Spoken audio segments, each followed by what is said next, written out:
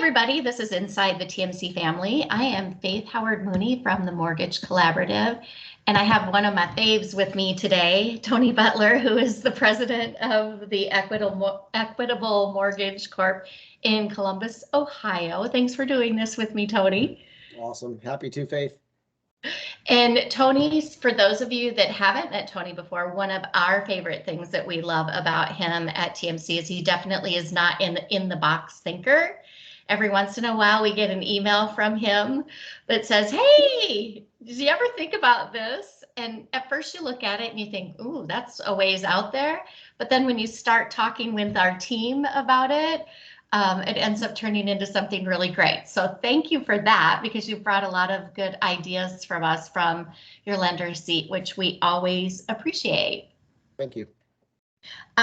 Share with us a little bit about yourself. What was your first job that you ever had?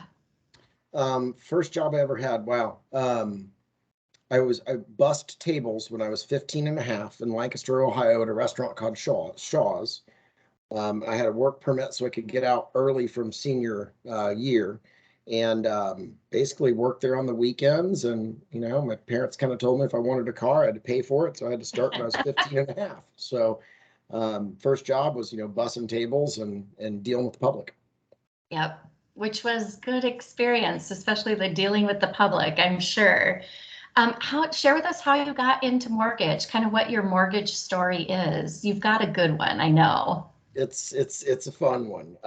So my scholarships ran out when I was at Hawking College for business, and I didn't want to pay for a piece of paper. So I made the decision to not pursue that. I probably should have, hindsight, just because I'd love to have that degree, but went back to Lancaster and ended up getting a job at Cider Downs Racetrack. And my whole goal was to go there and network, and everybody thought I was crazy. Well, lo and behold, one night I was waiting tables there, and Bruce Calabrese, the owner of Equitable, and most of the loan officers at that time sat in my section. Matter of fact, Don Welling, it was his $1 million dinner. So the first time a loan officer closes $1 million in a month, we take them out, kind of celebrate that. So this was 1998. They sat in my section. There's a really long story. I'll give the abridged one now, but basically, working at a racetrack, it was wild. You had like 20 some tables. They all sat at once. They bet at once. They drank at once. They ate at once. They left at once. So it was me and a team, and it was just running it. And the owner pulled me aside. He said, if you can manage this, you can do mortgage. Of course, I rolled my eyes, put his card in my pocket. And about 4 weeks later, I started here at Equitable in 1998 as a loan officer. And you're here today as the president, which is truly an incredible story. You don't find people very often that have spent their whole career in one spot as well. So, that's very, very unusual. One thing when you were, back that young guy, just working it however you could, and you started, one thing that now that you wish somebody would have just pulled you to the side and told you up front back then? That's a tough question, but I'd probably say, of course, I was 20, so I knew everything at that point. Right? But, I knew everything. But probably just to, chill out a little bit, and not get so emotional when there's a problem, because in mortgage, you're always going to have problems, right? You're always going to have issues in this industry, and 24 hours sometimes solves it for you. Just being able to not fly off the handle in my early days, being so cocky.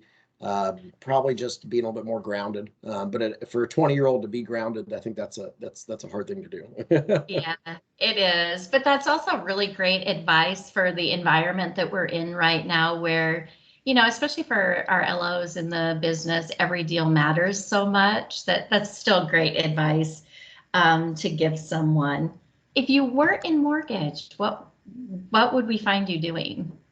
Well, I don't work well for others. Luckily, Bruce and I are very similar, so this works out great. So I'd probably be running a restaurant, working 100 hours a week, and cooking, serving, cleaning, doing all that, and working myself to death probably is what I'd be doing right now.